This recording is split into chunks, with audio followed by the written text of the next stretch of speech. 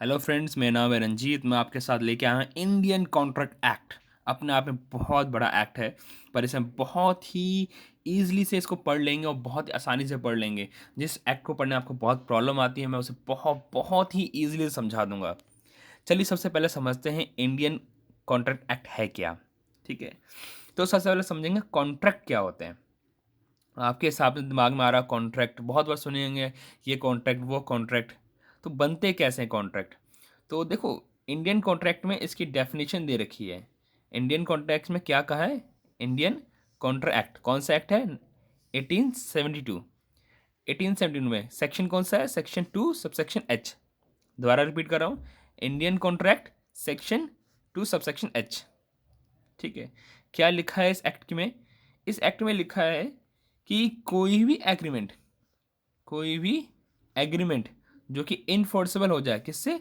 Law से, उसे हम क्या कहेंगे? कॉन्ट्रैक्ट कहेंगे। दोबारा रिपीट करता हूँ, क्या लिखा है? कोई भी एग्रीमेंट, एन एग्रीमेंट, ठीक है, जो क्या हो जाए? Enforceable by law, is called contract, is called contract. अब एग्रीमेंट्स क्या होते हैं समझते हैं।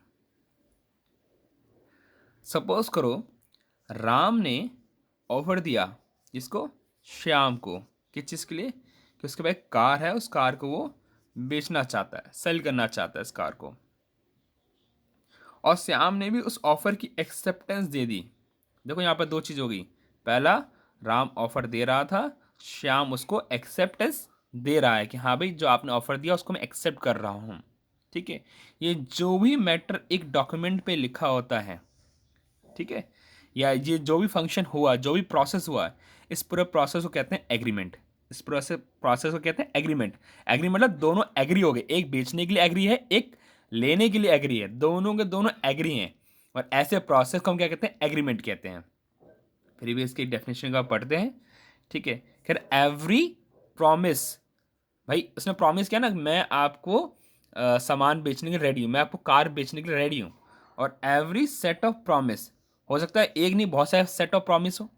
ठीक है, तो एक बेचने के रेडी हो गया, एक खरीदने के रेडी हो गया, दोनों ने प्रॉमिस कर लिया, हाँ जी तुम बेच दो मैं खरीद लूंगा। ठीक है, और उसके बीच में कुछ कंसिडरेशन भी हो। कंसिडरेशन में लेन देन, एक दे रहा है तो दूसरा उससे ले रहा है कुछ ना कुछ। वो कार देगा तो उससे पैसे लेगा। ठीक है, दोनों के बीच में क्या होना चाहिए? कंसिडरेशन भी होना चाहिए। तो उसे क्या कहेंगे हम लोग? एग्रीमेंट कहेंगे। दोबारा समझिए, सेक्शन कौन सा है इसका? सेक्शन है इसका सेक्शन 2 सबसेक्शन ई। सेक्शन 2 सबसेक्शन ई। ठीक है, क्या लिखा है? एवरी प्रॉमिस, चाहे एक प्रॉमिस की बात करें, चाहे सेट ऑफ प्रॉमिस की बात करें, और उन दोनों के बीच में क्या होना चाहिए? कंसिडरेशन होना चाहिए। कंसिडर मतलब लेन देन होना चाहिए। किन दोनों के बीच में? उन दोनों के बीच में जो भी पार्टी हैं, ईच अदर के बीच में कंसिडरेशन होना चाहिए, चाहे वो एक प्रॉमिस हो चाहे सेट ऑफ प्रॉमिस हो। इसे कहते हैं हम लोग एग्रीमेंट। ओके, अब और आते हैं जरा हम लोग इनफोर्सिबिलिटी ऑफ बाय लॉ। अब ये क्या होता है इनफोर्सिबिलिटी ऑफ बाय लॉ? देखो, अब जनरली देखा जाए तो राम कार बेचने को रेडी है श्याम को। तो कार पे तो कोई दिक्कत नहीं आने वाली। कार एक ऐसा कॉन्ट्रैक्ट है जिसे लोग कहता है हाँ जी आप कर सकते हो। बट मैं दूसरा एग्जांपल लूँ, मैं यहाँ पे एग्जांपल लूँ। सीता ने श्याम को कहा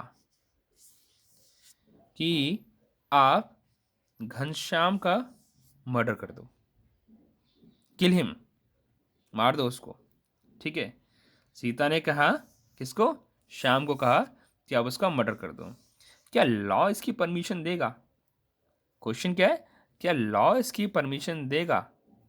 लॉ इसकी परमिशन देगा? तो आप सब जानते हैं इसका आंसर क्या होगा। लॉ इस चीज़ की परमिशन नहीं देगा।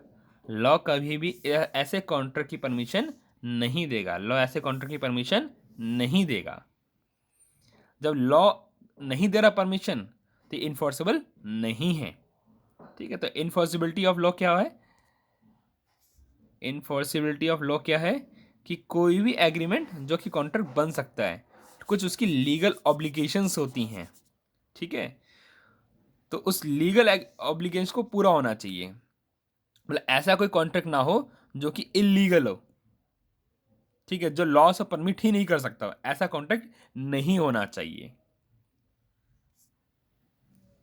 तो प्लीज़ वीडियो अच्छा लगे तो लाइक, सब्सक्राइब, जिससे मुझे ज़्यादा मोटिवेशन मिले, मैं और वीडियोस आपके लिए लेके आ सकूँ। Thank you.